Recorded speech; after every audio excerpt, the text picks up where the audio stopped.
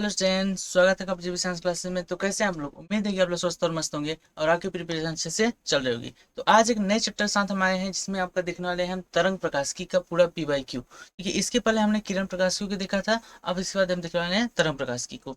ये भी चैप्टर आपके लिए महत्वपूर्ण है। इससे भी हर साल कम से कम एक, देखिए, इस चैप्टर से कम वो 1 से 2 क्वेश्चन आपके हर साल पूछे जाते हैं। ये भी आपके लिए महत्वपूर्ण है। तो ये छोटा चैप्टर है, बहुत ज्यादा बड़ा चैप्टर नहीं है। और इससे आपको कुछ फार्मूलेज हैं जो अगर आपको मेमोराइज है तो डायरेक्ट फार्मूले बेस्ड क्वेश्चन आते हैं, आप उसको सॉल्व कर लेंगे। ठीक है, तो ये गेम चेंजर सीरीज आपका जो चल रहा है, इसमें हम एक नए चैप्टर का पीवाईक्यू करने वाले हैं। तो चलिए जल्दी से सेशन स्टार्ट करते हैं, जिसमें हम देखने वाले हैं कि ढेर सारे पीवाईक्यू जिनका करने वाले हैं प्रैक्टिस और इनका क्या करना है, रिविजन करने वाले हैं। तो यहाँ पर आपका नहीं 2023 से 2001 तक के पीवाईक्यू हम देखने वाले हैं। इसी प्रकार हमने बहुत सारे चैप्टर का पीवाईक्यू कर लिया है, फिजिक्स भी, केमिस्ट्री भी और बायोलॉजी भी। तो अगर आप चैनल पहली बार आए हैं तो चैनल को सब्सक्राइब कर लीजिए और जाकर उन्हों को देखिए। हर एक फिजिक्स, केमिस्ट्री, बायोलॉजी की अलग अलग प्लेलिस्ट बनी है, सभी के पीवाईक्यू उसमें आपके हुए हैं। तो आज जाकर उन सभी पीवाईक्यू को एक बार चेकआउट कीजिए और जिस चैप्टर का पीवाईक्यू अभी तक नहीं किए उसको जाकर जरूर कीजिए। चलिए बढ़ते हैं हम पहले क्वेश्चन की ओर। पहला क्वेश्चन क्या करते हुए आपके सामने फर्स्ट पढ़िए, उसको क्या कर रहा है। कह रहा है एक बृहद फोकस दूरी तथा एक बृहद द्वारक का लेंस, एक बृहद फोकस दूरी तथा एक बृहद द्वारक का लेंस दूरदर्शी के अभिदृश्य के लिए अत्यधिक उपयोगी होता है, क्योंकि अब ऐसा क्यों होता है कि दूरदर्शी का जो द्वारक होता है वो भी अभिदृश्य लेंस के लिए द्वारक भी बड़ा होता है और उसका फोकस दूरी बड़ी होती है। पहला कार्य है कि एक बृहद द्वारक गुणवत्ता तथा दृश्यता के लिए योगदान देता है। बिल्कुल सही बात है कि दूरदर्शी में क्या होता है, जितना बड़ा द्वारक होता है उसकी उतनी ज्यादा गुणवत्ता अच्छी होगी। फिर यह एक बृहद क्षेत्रफल का अभिदृश्य की प्रयुक्त प्रकाश संग्रहण कारक होता है। दूसरी बात भी सही है, क्योंकि देखो दूरदर्शी है, अदूरदर्शी मतलब दूर से प्रकाश किरण आ रही है। अब दूर से प्रकाश किरण आ रही है तो उन प्रकाश किरणों को क्या करना, जितना ज्यादा इसका क्षेत्रफल होगा उतना ज्यादा उनको प्रकाश किरणों को एब्जॉर्ब करेगा, जिससे वो सुस्पष्ट दिखा पाए, यानी ये भी बात इसका सही है। फिर आगे कह रहा है एक बृहद द्वारक उत्तम विभेदन क्षमता प्रदान करता है। याद रखो कि एक अगर दूरदर्शी बात हो रही है तो विभेदन क्षमता उतना ही अधिक होगा जितना ज्यादा उसका बड़ा द्वारक होगा। इन तीनों बातें सही, तो आपका ऑप्शन नंबर चौथा सही होगा, क्योंकि सभी के सभी सही हैं। नीट 2021 का क्वेश्चन है, आपको एकदम सिंपल थ्योरेटिकल क्वेश्चन है। अगर आपने इसको एक बार पढ़ लिया तो आप डेफिनेटली को कर ले सकते। ठीक है, चलिए अब बढ़ते हैं नेक्स्ट क्वेश्चन को। नेक्स्ट क्वेश्चन पढ़िए क्या कर रहा है। नेक्स्ट क्वेश्चन कर रहा है कि यह मानिए कि किसी तारे से 600 नैनोमीटर की तरंग दैर्घ्य का प्रकाश आ रहा है। उस दूरदर्शक जिसके अभिदृश्यक का व्यास 2 मीटर है की विभेदन क्षमता ज्ञात कीजिए। विभेदन सीमा ज्ञात करना है। क्या ज्ञात करना है? विभेदन सीमा। देखो सबसे पहले आप यहाँ पे क्या दिया, आपको तरंग दैर्घ्य दिया है। क्या दिया है? तरंग दैर्घ्य। तरंग दैर्घ्य कितना दिया है? आपका लेमडा दिया है 600 600 नैनोमीटर, या इसको आप लिख सकते हो 6 गुणे, सॉरी 600 लिख देते हैं। ठीक है, चलिए 600। याद रखो 1 नैनोमीटर क्या होता है? 10⁻⁹ होता है। 1 नैनोमीटर क्या होता है? 10⁻⁹ और यहाँ पर लग जाएगा। और देखो 2 0 है तो यहाँ से आप लिख सकते हो लेमडा बराबर 6 × 10⁻⁷। ठीक है, तरंग हो गया। फिर देखो यहाँ पर आपको ब्याज दिया 2 मीटर, यानी आपको डी की मान कितना दिया है? 2 मीटर। व्यास भी आपको दिया है। अब कह रहा है इसकी विभेदन सीमा याद करो। क्या याद करना? विभेदन सीमा। विभेदन सीमा का जो सूत्र होता है आरपी लिख, विभेदन सीमा बराबर आपका होता है क्या? 1.2 इंटू लेमडा अपान, ये होता है विभेदन सीमा की सूत्र। इसी फॉर्म में आपको इसको वैल्यू पुट आउट कर देना है, तो देखो क्या आ जाएगा आपका आर पी इजकल टू 1.222 गुणे लेमडा का मान। देखो लेमडा का मान है 6 × 10⁻⁷, ये लेमडा का मान है, अपॉन डी व्यास। व्यास का मान देखो कितने दिया? 2 मीटर। तो 2 से काट, 2 का 2, 2 तिहाई 6 कट गया। अब इसको सॉल्व कर दो। देखो 3 × 6, 3 × 6 और 3 का 3 है 3 6 6 × 10 अब ध्यान दो कि देखो यहाँ पर आपका क्या था? 10⁻⁷, तो यहाँ पर आपको हो जाएगा 10⁻⁷। यही आपका इतना आएगा रेडियन, आपका आंसर आर। क्या देखो आपका ऐसा कहीं है? 3.6 × 10⁻⁷, यानी आपका ऑप्शन नंबर डी करेक्ट हो जाएगा। नीट 2020 का बेहतरीन क्वेश्चन आपके सामने। बताओ क्या आपको समझ में आया? क्या आपका यहाँ पर देखो सिंपल सा फार्मूला बेस्ड क्वेश्चन था या नहीं? देखो आपको फार्मूला बेस्ड क्वेश्चन दिया था, आपको लेमडा का मान और डी दोनों का मान दिया था, बस आपको फार्मूले पे उठा के उसको वैल्यू पुट करना था। सिंपल है। तो इस तरीके के क्वेश्चन बहुत ही सरल आने वाले हैं, आगे भी क्वेश्चन बहुत सरल हैं, तो आप जल्दी से इसको करिए। चलिए बढ़ते हैं नेक्स्ट क्वेश्चन। नेक्स्ट क्वेश्चन पढ़िए, देखिए क्या कर रहा है। देखिए अगला क्वेश्चन क्या कर रहा है। कह रहा है यंग के द्विझिरी प्रयोग में, यंग के द्विझिरी प्रयोग में यदि कला संबद्ध स्रोतों के बीच का पृथक्करण आधा तथा पर्दे के कला संबद्ध स्रोतों की दूरी को दोगुना कर दिया जाए तो फ्रिंज चौड़ाई हो जाएगी। फ्रिंज चौड़ाई कितना हो जाएगी?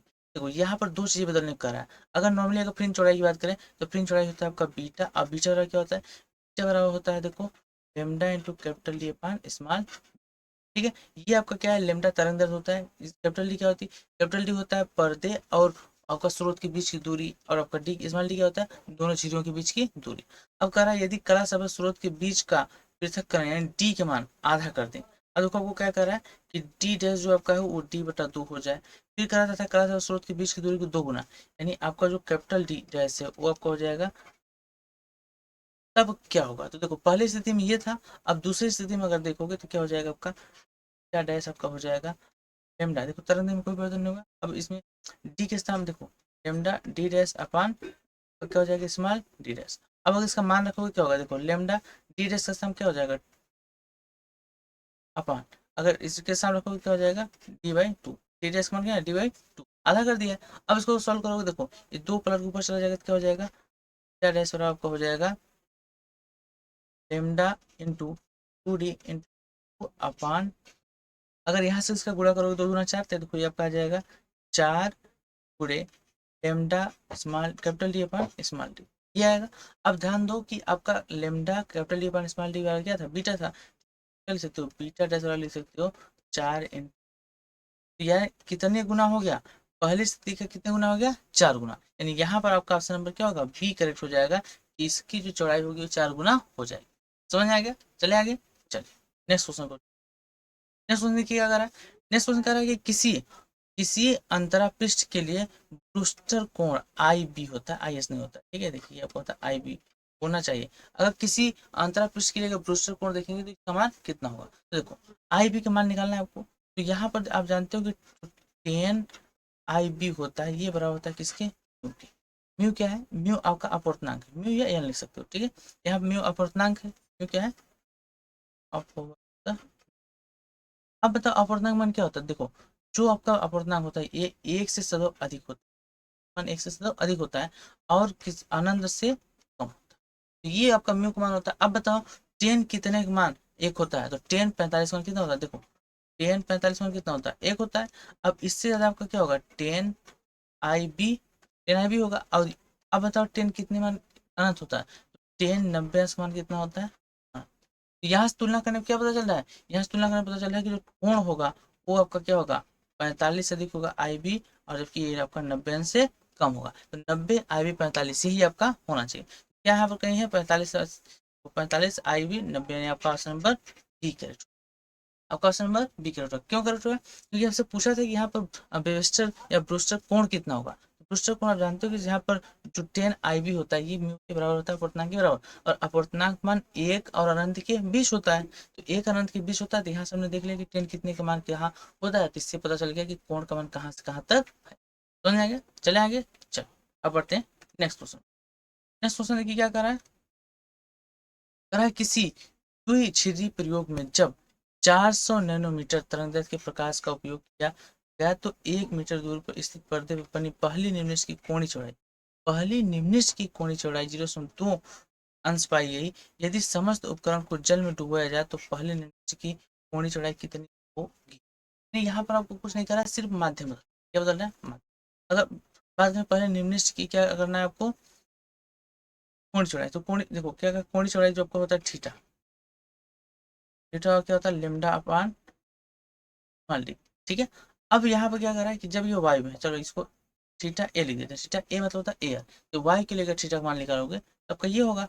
ठीक है, तो अब उसके बाद फिर आपसे पूछ रहा है किस जल में। अगर यहाँ पर थीटा आपका वाटर कर दें तो क्या हो जाएगा? तो ये हो जाएगा लेमडा वाटर अपान डी, क्योंकि तरंग दैर्घ्य माध्यम बदलने बदल जाता है जबकि आपका दूरी नहीं बदलेगा। दूरी नहीं बदलेगा। अब यहाँ से अगर आप क्या करोगे, देखो थीटा ए बटे अगर आप थीटा डब्लू कर दो तो क्या हो जाएगा? यहाँ से लेमडा बटे डी, अब बटे हो जाएगा लेमडा डब्लू बटे डी। यहाँ से आपका स्मॉल डी कट जाएगा, और यहाँ पर जो आपका लेमडा है क्या आ जाएगा? क्या आ जाएगा? लेमडा अपान लेमडा डब्लू। ठीक है, अब ये माध्यम का पूर्णांक, माध्यम का तरंग दैर्ध्य। तो क्या आपको माध्यम का तरंग दैर्ध्य निकालना आता है? बिल्कुल, देखो आप निकाल सकते हो यहाँ से। क्या यहाँ पे फार्मूला होता है? फार्मूला क्या होता है? देखिए फार्मूला आपका होता है यन बराबर यन जो अपूर्णांक होता है किसके बराबर होता है, तो देखो जो आपका माध्यम का अपूर्णांक, इसका माध्यम का अपूर्णांक, यहाँ से आपका यन बराबर होता है लेमडा अपान लेमडा, लेमडा माध्यम का अपूर्णांक इसके बराबर होता है, ठीक है। अच्छा तो लेमडा अपान लेमडा माध्यम किसके बराबर होता है, यन के बराबर। यहाँ पर अगर बात करें इसकी, यहाँ आप लिख सकते हो यन बराबर लेमडा ए बटे lambda W, W means water, A means Y. तो वाई में आपको दिया है वाटर हमको निकालना है, तो वाटर अगर निकालोगे तो क्या हो जाएगा, देखो लेमडा अगर वाटर निकालोगे तो यहाँ से हो जाएगा लेमडा ए अपान, तो यहाँ सबका लेमडा वाटर आपका निकल गया क्या, लेमडा ए अपान एन के।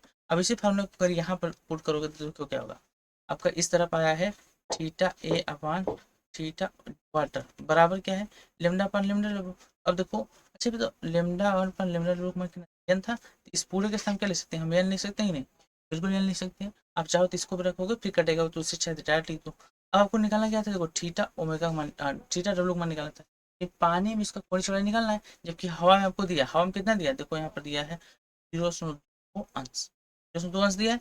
अब अगर इसको सॉल्व करोगे तो देखो एक बार यहाँ से अगर आप निकालो क्या, थीटा डब्ल्यू बराबर, तो ये यहाँ चला जाएगा, ये यहाँ जाएगा, ये हो जाएगा थीटा ए अपान, यानी पानी का जो अपूर्णांक कोणीय चौड़ाई होगा वो आपका वाई के कोणीय चौड़ाई बटे एन के बराबर।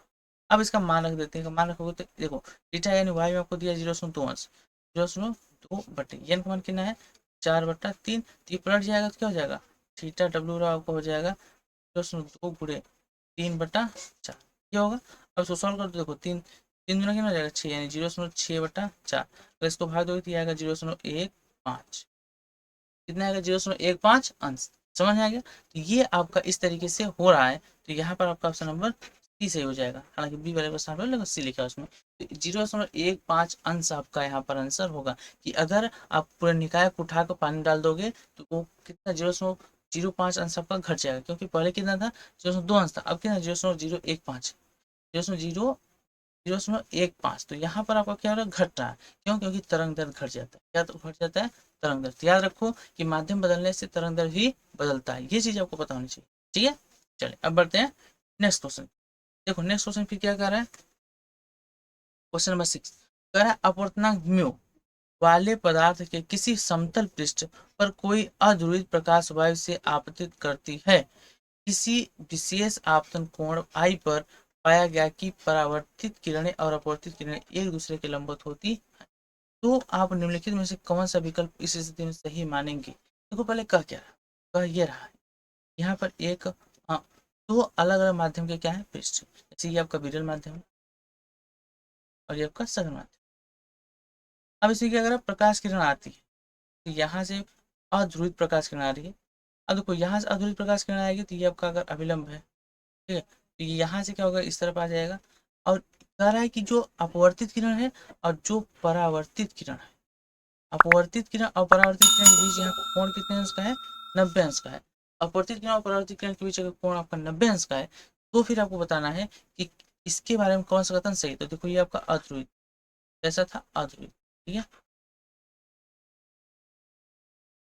अब इसका अपवर्तनांक कितना था, अब देखते हैं क्वेश्चन क्या कह रहा है कि आई बराबर साइन इनवर्स 1/म्यू होगा, नहीं देखो क्योंकि होता क्या है, यहाँ पर आपका होता है टेन आई बराबर म्यू के, तो यहाँ से अगर देखोगे तो आपका अगर आई बराबर निकालोगे तो आई बराबर क्या हो जाएगा टेन इनवर्स, और यहाँ क्वेश्चन में होगा, तो क्या ऑप्शन में ऐसा है, देखो यहाँ तो ये होगा नहीं, यहाँ पर दिया है आई बराबर टेन इनवर्स 1/म्यू, 1/म्यू नहीं होगा डायरेक्ट में होगा, तो ये भी गलत है और ये भी गलत,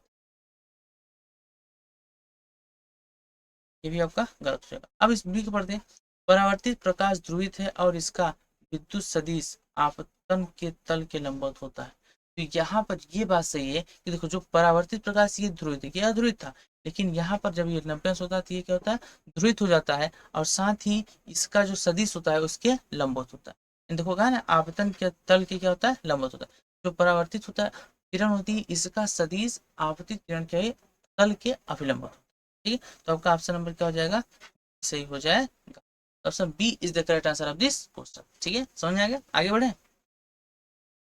अगर क्वेश्चन समझ आ रहा है तो सेशन को जल्दी से लाइक कर दीजिए और दूसरा में शेयर कर दीजिए ताकि वो भी तैयारी अच्छे से कर सके। बढ़िए अगला क्वेश्चन देखिए क्या कर रहा है कि यंग के द्विझिरी प्रयोग में झिरियों के बीच पृथक्करण, झिरियों में पृथक्करण डी के मान आपको दिया है 2 mm तथा झिर्री से पर्दे के बीच की दूरी जो कैपिटल डी उसका मान दिया 100 सेंटीमीटर रखते हुए तरंग दैर्घ्य इतना कि एक प्रकाश का उपयोग किया गया। यह पाया गया कि फ्रिंज की कोणीय चौड़ाई 0.2 अंश है तथा उन्हीं लेमडा और डी के लिए फ्रिंजों की कोणीय चौड़ाई को बढ़ाकर इतना करने के लिए झिर्रियों के बीच पृथक्करण होगा। यहाँ पर आपको क्या करना है, इसको बढ़ाकर ये करना है। तो देखो यहाँ पर सिंपल बात है, आपको क्या करना है, फिर से वही बढ़ाकर कोण करके भागता है तो थीटा मान दिया। थीटा आपको पहली स्थिति में देखा है तो थीटा बराबर होगा कि आपका वही होगा लेमडा अपान। ठीक है, अब यहाँ पे क्या कर रहा है, यहाँ पर कुछ चेंजेस कर रहा है कि अगर पहले यहाँ पर थीटा बराबर अगर रखें तो देखो कितना है 20 अंश। फिर कह रहा है अगर इसको हमको थीटा ये आपको 1 रख देते हैं, अगर हमको थीटा 2 लाना है तो यहाँ पर तरंग दैर्घ्य है अभी डी में क्या परिवर्तन है। ठीक है, तो देखो कह रहा है करने के लिए झिर्रियों के बीच पृथक्करण दूरी डी में क्या अंतर होगा, तो ये आपका D2 पूछ रहा है, तरंग दैर्घ्य वही लेमडा ही है, यहाँ पर ये D1। तो अगर इनका हमको निकालना तो क्या करेंगे, तो हम लिखते रहे थीटा 2 अपान थीटा 1 बराबर, अगर थीटा 2 मान निकालो क्या होगा लेमडा अपान D2 अपान यहाँ पर जाएगा लेमडा अपान D1।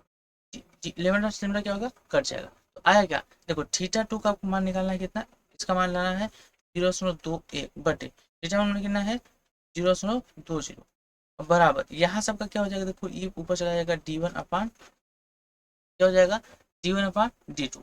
तो यहाँ पर आप देखो आपको D1 का मान आपको दिया है, D1 का मान कितना दिया है 2 mm और आपको निकालना है किसका D2। अगर D2 का मान निकालना है तो देखो क्या करोगे, D2 इधर करो बाकी इधर करोगे, तो इसको अगर पसंद करोगे तो आपका आ जाएगा D2 बराबर D1 इंटू 0.20 बटे 0.2 कितना आ जाए। कहने का तात्पर्य यहाँ क्या किए D2 को पूरा पसंद कर दिया इस तरफ और इन सभी को उठाकर कर दिए इस तरफ, इनका क्या होगा पसंद करने पर ये आ गया।